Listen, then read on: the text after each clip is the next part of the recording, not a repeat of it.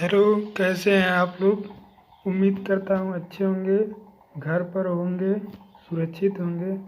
मैं आप लोगों के लिए 20 MCQ क्वेश्चन बेसिक इलेक्ट्रॉनिक्स से लेकर आया हूँ।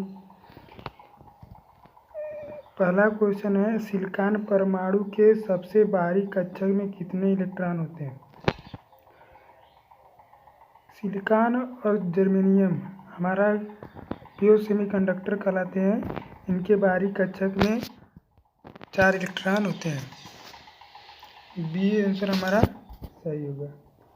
अगला क्वेश्चन है, वह कौन सा अवयव है जिसका प्रयोग एक अर्धचालक के रूप में होता है। हमारा गैलीलियम, जर्मेनियम, सिलिकॉन और जर्मेनियम ये प्योर सेमीकंडक्टर कहलाते हैं। इसमें हमारा क्या है, सिलिकॉन होगा।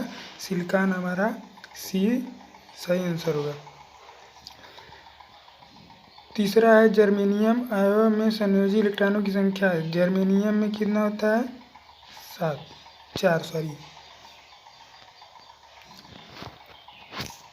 अगला है,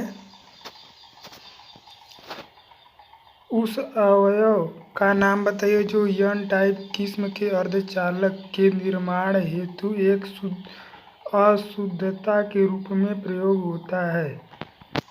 एन टाइप बनाने के लिए हम कौन सा इम्प्योरिटी मिलाते हैं। एन टाइप में हमारा फ्री इलेक्ट्रॉन होता है।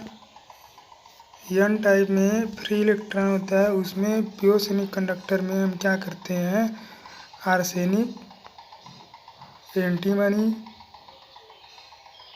बिस्मथ, ये सब इम्प्योरिटी मिलाया जाता है। इसमें हमारा आर्सेनिक होता है। आर्सेनिक इसमें ऑब्जेक्टिव में दिया है, तो हमारा क्या डी सही आंसर होगा।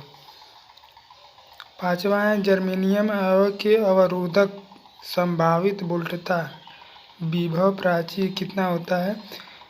जर्मेनियम के लिए हमारा पोटेंशियल बैरियर कितना होता है, जर्मेनियम के लिए 10.3 वोल्ट। वही हमारा सिलिकॉन की बात किया जाए तो सिलिकॉन में कितना होता है, 10.7। तो हमारा आंसर कौन सा होगा, डी। अगला है, सिलिकॉन पदार्थ का प्राचीर विभव। सिलिकॉन पदार्थ ऊपर वाले क्वेश्चन में बताया था। सिलिकॉन का कितना होता है, 10.7। निम्न कथनों पर विचार कीजिए। पहला कथन है, इंडियम तथा गैलियम पंच संयोजी तत्व है। दूसरा कथन है, आर्सेनिक, एंटीमनी त्रिसंयोजी तत्व है। इंडियम और गैलियम हमारा क्या होता है, त्रिसंयोजी तत्व होते हैं, जिनके बाहरी कक्षक में अंतिम कक्षक में कितना 3 इलेक्ट्रॉन होते हैं। वो हमारा त्रिसंयोजी वाले कहलाते हैं। जबकि ये हमारा पी टाइप मटेरियल बनाने के लिए प्रयोग किया जाता है। जबकि जो आर्सेनिक, एंटीमनी है वो हमारा क्या है, पंच संयोजी तत्व है। ये हमारा क्वेश्चन उल्टा दिया है। जबकि एंटीमनी, आर्सेनिक इसको पंच संयोजी रहना चाहिए, इंडियम और गैलियम को त्रिसंयोजी रहना चाहिए। यानी कि दोनों हमारा ऑप्शन गलत है। तो इसमें कौन सा सही होगा, सही सी। कथन ए और कथन दोनों सही है, गलत है। ये हमारा क्या है, डी हमारा सही आंसर होगा। अगला है, सिलिकॉन पीएन डायोड की 25 सेंटीग्रेड पर बाह्य वोल्टता कितनी होती है। सिलिकॉन डायोड पर 25 सेंटीग्रेड पर कितना होता है, 10.3 वोल्ट। आंसर पहला सही हो जाएगा। अगला है, अर्धचालक सामग्री न चालक और न अचालक।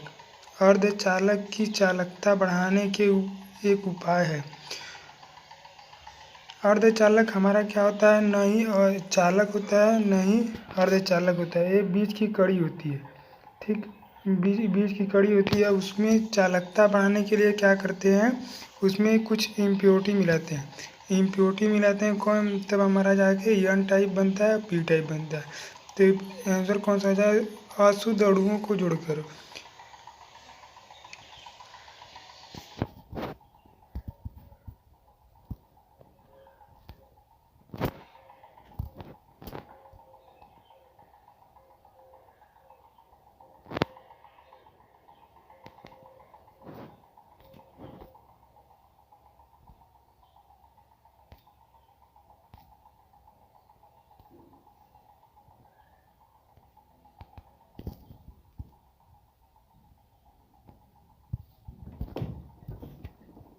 आगे है, आगे 10वां क्वेश्चन है, निम्न में से कौन सा परिपथ forward bias PN junction diode को प्रदर्शित करता है। तो हमारा डायोड क्या होता है, डायोड का सिंबल होता है, डायोड का कुछ इस तरह सिंबल होता है। ये हमारा क्या होता है, एनोड होता है, हमारा कैथोड होता है। तो हमारा क्या है, ये जब हमको फॉरवर्ड बायस बनाना पड़ता है तो क्या करते हैं, एनोड को पॉजिटिव से, फिर उसके बाद कैथोड को क्या करते हैं, नेगेटिव जोड़ देते हैं। तो ये हमारा क्या गलत है, फॉरवर्ड बायस। तो इस तरह हमारा क्या, कौन सा आंसर सही होगा, बी वाला आंसर सही होगा। आगे चलते हैं।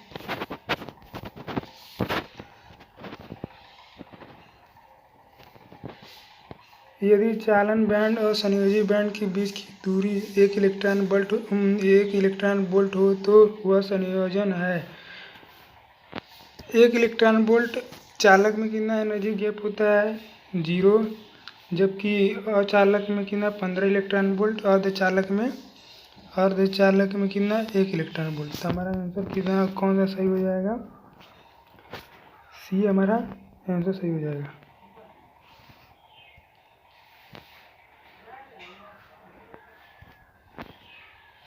बारहवां है, बारहवां, डायोड की मुख्य विशेषता यह है कि यह केवल एक ही दिशा में धारा का प्रवाह होता है। इनमें से अधिकांश धारा तब प्रवाहित होता है जब यह विपरीत दिशा में बायस होता है। फॉरवर्ड बायस दिशा में इसमें धारा का प्रवाह नहीं होता है।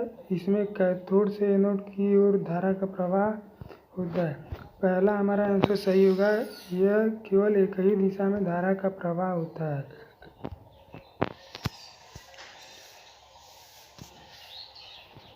तीसरा है, इसमें भी कथन पर विचार करना है। पहला कथन है, जर्मेनियम डायोड का उपयोग रेडियो तथा टीवी रिसीवर में प्रयोग किया जाता है।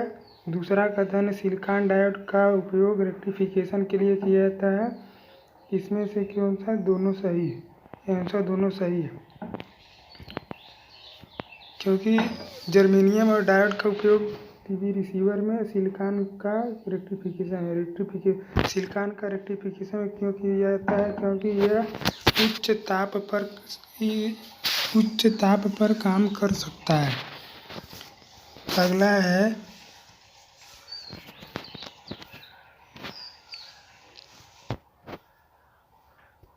डायोड की फॉरवर्ड बायस अवस्था में एन टाइप के पदार्थ से कुछ मुक्त इलेक्ट्रॉन निकलकर पी टाइप के पदार्थ में प्रवेश कर जाते हैं। यह क्या होता है, पुनर्मिलन, मतलब कि जुड़ जाते हैं। हमारा क्या हो जाएगा, बी आंसर सही हो जाएगा।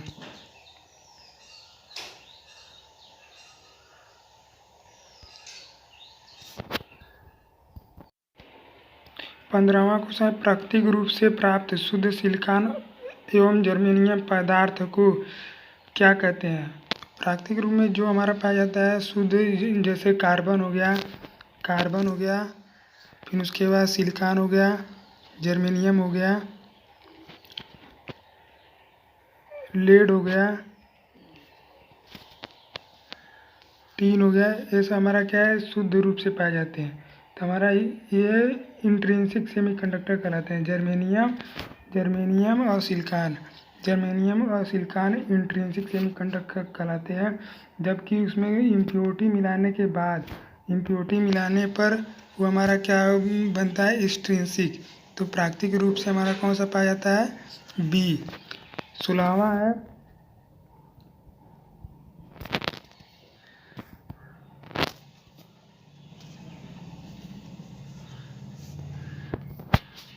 16 क्वेश्चन नंबर 16, पीएन जंक्शन के ब्रेकडाउन स्थिति के संदर्भ में निम्न में से कौन सा कथन सत्य है।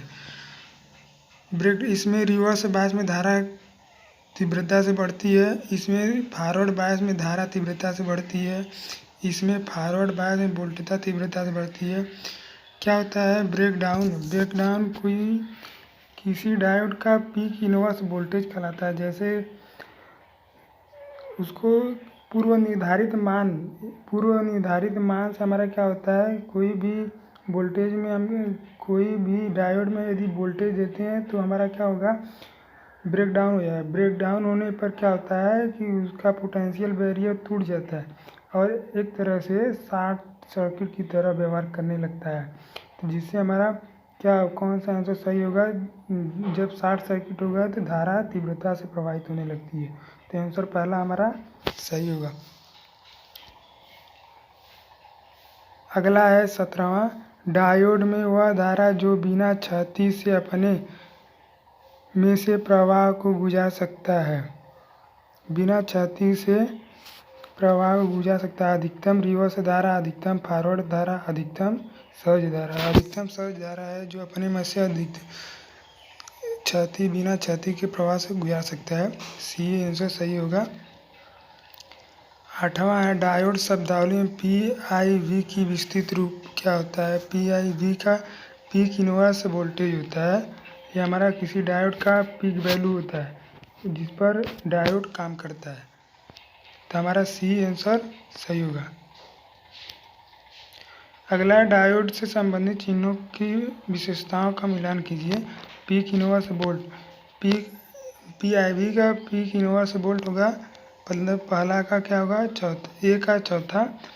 IS surge voltage, surge forward current हो गया।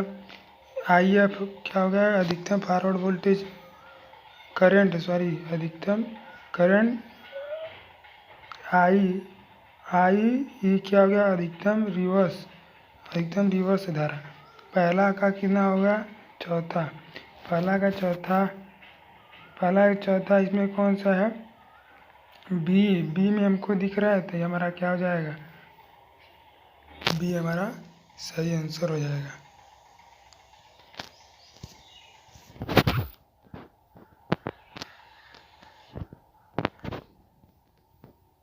अगला है, किसी डायोड पर फॉरवर्ड बायस आरोपित करते ही उसके परिपथ में एक उच्च मानक धारा प्रवाहित होने लगती है। यह धारा कहलाती है, सहज धारा कहलाती है। हमारा 20वां क्वेश्चन ये सही आंसर होगा।